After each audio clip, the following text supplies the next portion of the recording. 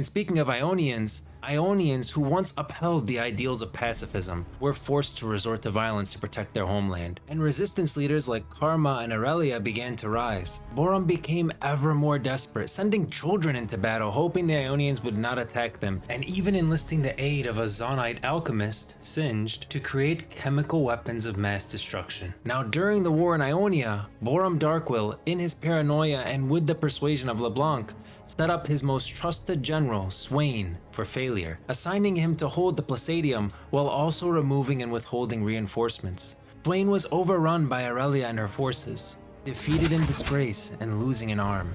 As he lay on the verge of death, a raven approached to feed, and Swain felt an old familiar darkness press upon him again. But he would not let it take him, he could not. Staring into the bird's eye, he saw reflections of an evil strangling the heart of Noxus, a black rose, the pale woman, and her puppet emperor. Swain realized that he had not defeated the hidden cabal, and they had betrayed him to what should have been his death. All this was glimpsed, not in the mind of a raven, but something more. The power his parents had been seeking, the demonic eyes blazing in the dark. Cast out of the military for his failure, considered nothing more than a cripple, he returned to Noxus, and there, Swain set out about uncovering what truly lay within the Immortal Bastion, an ancient entity, preying upon the dying and consuming their secrets, as it had attempted to consume his own. Swain stared into the darkness, seeing what even it could not, a way to wield it.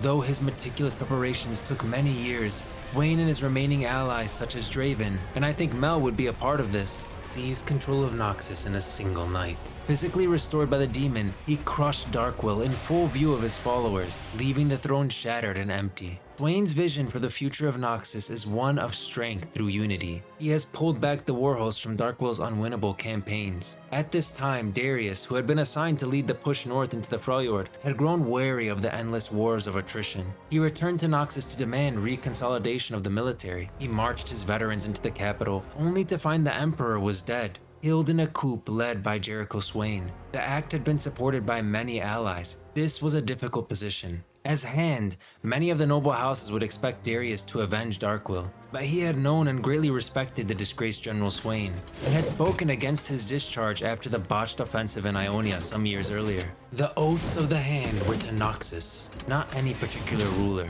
and Swain was a man who spoke honestly of his new vision for the Empire.